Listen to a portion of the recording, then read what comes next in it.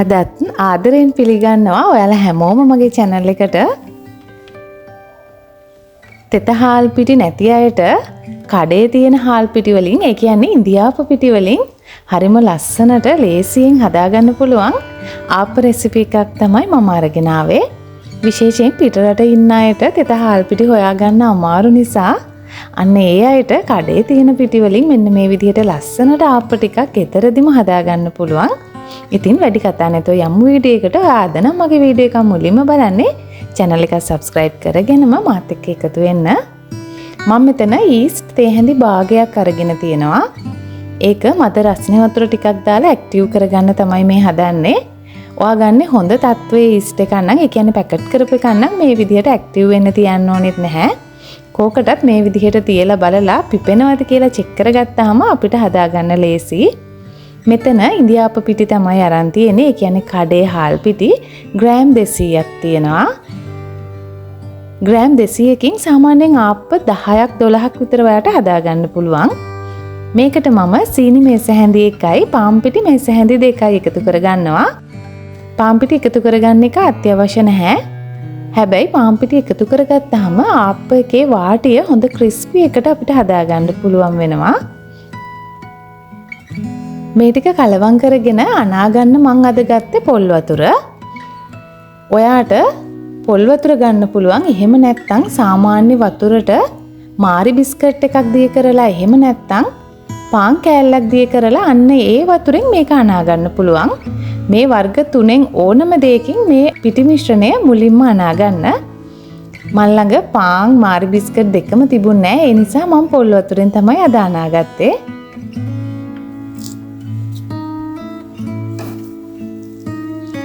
චුට්ටු චුට්ටු දාලා අනාගන්න. මොකද පස්සේ අපි මේක පොල් කිරි වලින් පදම එනකන් හදාගන්න නිසා පොඩ එකතු කරගෙන මෙන්න මේ වගේ ගන්න බැටර් එකකට හදාගන්න. අර කලින් පිපෙන්න තියාගත්ත ඊස්ට් එකත් මම එකතු කරලා අනාගත්තා. මේ බලන්න මේ වගේ ඝන කමට තියෙන බැටර් එකක් තමයි තියෙන්න ඕන. පස්සේ අපි පොල් කිරි එකතු කරන නිසා මේ විදිහට හදාගත්ත ආප මිශ්‍රණය වහලා පැයක් දෙකක් විතර පිපෙන්න තියන්න. ඔයා ඉන්නේ ගොඩාක් සීත ප්‍රදේශයක නම් ටිකක් වෙලා යයි මේක පිපෙන්න. පිපෙන වෙලාව හරියටම කියන්න අමාරුයි. උණුසුම් කාලගුණයකදී නම් පැයකින් විතර වුණත් මේක පිපෙනවා. මේ බලන්න මෙන්න මේ ගානට පිපිලා තියෙන්න ඕන. මේ වෙලාවේදී ලුණු තේ හැඳි එකක් එකතු කරගන්නවා. දැන් පොල් කිරි වලින් මේක ආප්ප හදාගන්න පදම වෙනකම්ම මිශ්‍රණය අනාගන්න ඕනේ. පොල් කිරි කෝප්ප භාගයක් විතර මට ගියා. අවශ්‍ය සේරම අමුද්‍රව්‍ය පහළ ඩිස්ක්‍රිප්ෂන් එකේ වීඩියෝ එක අවසානයේ දාලා තියෙනවා. ඔයාට බලා ගන්න පුළුවන්. හොඳ උකු පොල් කිරි ගත්තොත් එහෙම හොඳ කිරි රසට ආප්ප ටික හදාගන්න පුළුවන්.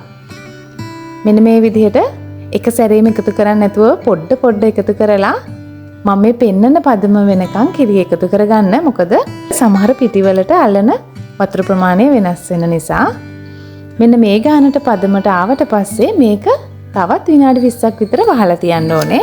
සාමාන්‍යයෙන් කැකුළු හාල් පිටි වලින් ආප්ප හදනකොට මේ වෙලාවේදී ආප්ප හදන්න පුළුවන් වුණාට මේ ක්‍රමේදී නැවත විනාඩි 20ක් පිපෙන්න තියන්න ඕනේ. දැන් ආප්ප හදනකොට තාච්චියේ පොල් තෙල් තවර ගන්න පොල් කුඩු පොට්ටනිය හදාගන්න විදිහ බලමු.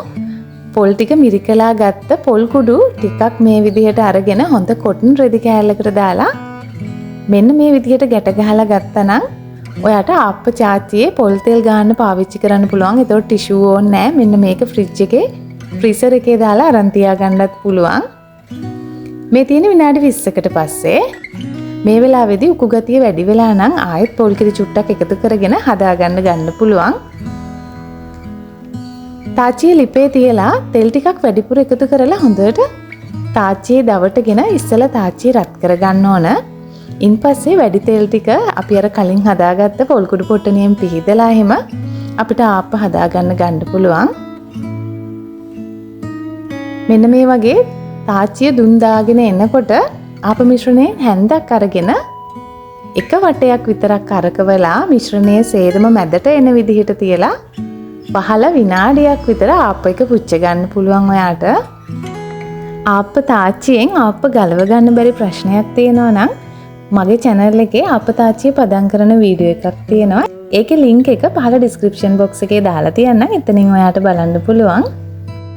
මේ බලන්න හරිම ලස්සනට ආප් එක හැදිලා තියෙනවා. ඒ වගේම ලේසියෙන් ගලව ගන්නත් පුළුවන්. කැකුළු හාල් පිටි වලින් ආප්ප හැදුවා වගේම ලස්සනට තියෙනවා. මම තව එකක් හදන හැටි පෙන්නන්නම්. ආප්ප තාච්චියට ආප්ප මිශ්‍රණය එකතු කරනකොට තාච්චිය පොඩ්ඩක් ඇල කරලා එකතු කරන්න. එතකොට ලස්සනට ආප්ප එක හදාගන්න පුළුවන් ඔයාට. මෙන්න මේ විදිහට ලේසියෙන් හරි ඉක්මනට කඩේ හාල් පිටි වලින් ඔයාටත් ලස්සනට ආප්ප හදාගන්න පුළුවන්. ඉතින් හදලා බලන්න.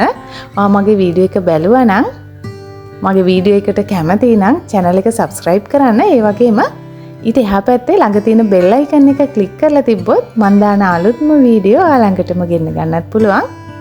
ඉතින් ඔයාගේ අදහස් පහතින් comment කරන් යන්න. ඒක ලොකු ශක්තියක් මට.